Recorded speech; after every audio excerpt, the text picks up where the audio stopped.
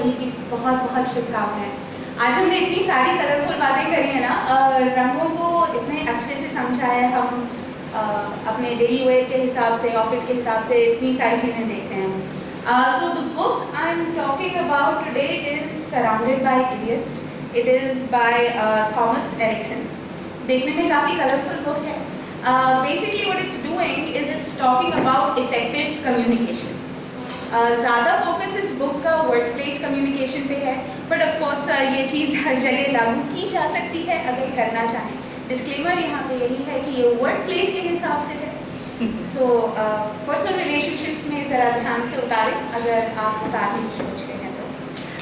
सो पहली बात तो I think first and foremost I should explain the title, surrounded by idiots, right? Of course, as you can see on the cover and here as well, it's talking about people in 4 different colors, right? आएंगे हम उस पे भी. So surrounded by idiots, the reason for this title is how we interact with people. अब अगर बचपन से याद हो, हम एक बहुत जनरल स्टेटमेंट बोलते हैं कि यार मेरी इस दोस्त से तो बहुत अच्छी बनती है, इससे बिल्कुल नहीं बनती, इसलिए मैं इससे कम बात करती हूँ। मेरे साथ हुआ है, आई एम श्योर जब हम यंग थे हम सभी कहीं ना कहीं पे लोगों को इस तरह से कैटेगराइज कर देते हैं कि यार इससे तो ये तो बहुत जल्दी समझ जाएगी मेरी बात, ये बंदी जो है इसको मुझे बहुत एफर्ट लगा के समझाना पड़ेगा। एंड जनरली बचपन में ये होता है कि हम जिनको ज़्यादा एफर्ट लगा के समझाना पड़ता है हम उनसे थोड़ा सा दूर हो जाते हैं, right? But as we grow up, college में भी ये चीज़ होती है, वर्क प्लेस में भी ये होता है, राइट? कहीं पे not necessarily just with your boss but with your colleague as well, right? होता है कि हाँ अगर इसके संग मुझे पेयर अप कर दिया, टीम अप कर दिया, मेरा काम ज़्यादा आसानी से हो जाएगा। Like you know we think on the same frequency, हम एक दूसरे की बात समझते हैं एंड एवरीथिंग। नाउ ऐसे में क्या होता है, जो हमारी बात नहीं समझते हमने उनको साइड में कर दिया, बट हमने एक चीज़ और सोची कहीं ना कहीं दिमाग में कि यार इसको तो समझ में ही नहीं आता, बेवकूफ़, राइट? बिकॉज हमने अपने आप को ऑटोमेटिकली उससे ज़्यादा समझदार कर दिया कि मैं जो बात कह रही हूँ वो तो ऑब्वियसली सही है, मैं अच्छे से बता भी रही हूँ, तो सामने वाला उसे समझ क्यों नहीं रहा। ये जो प्रॉब्लम जो है, जो फॉल्ट है, वो सामने वाले में है। सो एसेंशली सामने वाला जो है वो बिल्कुल, right? Not talking about people in front of me obviously, but so the author has given an example of what brought this along. So working as a journalist, ये किसी का इंटरव्यू लेने का है who has a startup and is around 60 years of age.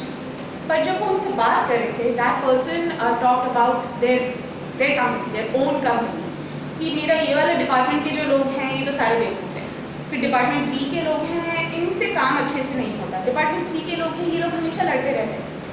So essentially, he had something bad to say about every department in his office, in his own office, जिसको वो run कर रहे हैं. He's the head honcho there, जो कि सारा flow direct कर रहे हैं, right? That made the author realize उनके खुद के behavior को भी और इस particular example से भी कि क्या होता है कि हम खुद की mistakes या खुद की lack of communication को हम नहीं देख रहे हैं. हम automatically assume करते हैं कि सामने वाला बेवकूफ़ है, and hence we assume that we are surrounded by idiots, not that we are the idiot, but that we are surrounded by idiots. So this entire book is about again workplace communication. आप कैसे improve कर सकते हैं, लोगों को कैसे समझ सकते हैं. So essentially communication is a two-way street, right? हम कहते यही हैं, but actual में communication direct जो करता है वो सुनने वाला कर रहा है, right? अभी मैं बोल रही हूँ, आप सब लोग मेरी बात सुन रहे हैं, आप मेरी बात को कैसे परसीव कर रहे हैं. हो सकता है जिस टोन में मैं कह रही हूँ ये वाली साइड दूसरी तरीके से देख रही हूँ और ये वाली साइड दूसरी तरीके से उसको समझ रही हूँ. सो एसेंशियली जो कॉन्वर्सेशन कंट्रोल कर रहा है दैट इज़ द लिसनर. जिस तरह से आपने परसीव किया उसके बेसिस पे आप मुझे रिस्पॉन्स देंगे, राइट? सो ये challenge, this is a challenge, क्योंकि हमें अभी मुझे ये नहीं पता कि 100% जो मैं यहाँ सोच रही हूँ, जो मैं बोल रही हूँ, क्या उसी तरीके से परसीव हो रहा है जैसे कि मैं चाहती हूँ, right? So this is the challenge that we have to face and इसी को ओवरकम करने वाली बात है वर्क प्लेस में.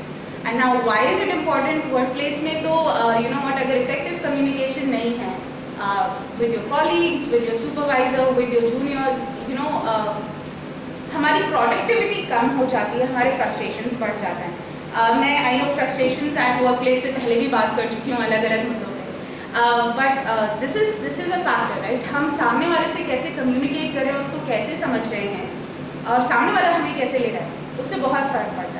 So essentially the author has gone ahead and classified people based on different colors. So I wrote this down. They've gone down with DISA, DISA. So ये 4 personality types रहते हैं जिसमें usually how we हम खुद को कैसे देख रहे हैं with respect to our environment, right? So DISA, that is dominance, inducement, submission and analytic ability. अब इसके respective colors मैं बोलूँगी, आप लोग समझ जाएंगे. डोमिनेंस के साथ है रेड कलर जिनका रहता है, they are usually more assertive, they are more competitive as well, कहीं ना कहीं पे थोड़े बॉसी होते हैं, let's be honest. Yellow is more for creativity, more for innovation. Also yellow जिनको पसंद होता है usually they are very jolly in nature, they you know वो एक कहीं ना कहीं पे अलग तरीके से सोच के लोगों को आगे लेके जा रहे हैं. This is how I personally perceive yellow. Specially green कहीं ना कहीं पे उन लोगों के लिए अप्लाई होता है जो ज़्यादा आसानी से अलाइन हो जाते हैं औरों के साथ. They will exactly docile, but also at the same time it's not that they don't want to argue, but their way of argument or their way of presenting is more flexible. सामने वाले के adapt, yes. And then of course we have blue color की अभी हमने बहुत अच्छे से बात करी है.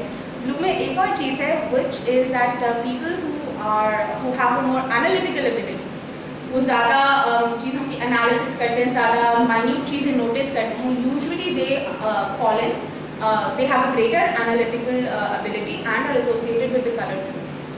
सो अब क्या है, ये 4 ही कलर हैं एंड जैसा कहा गया as a women we see a lot of shades, right?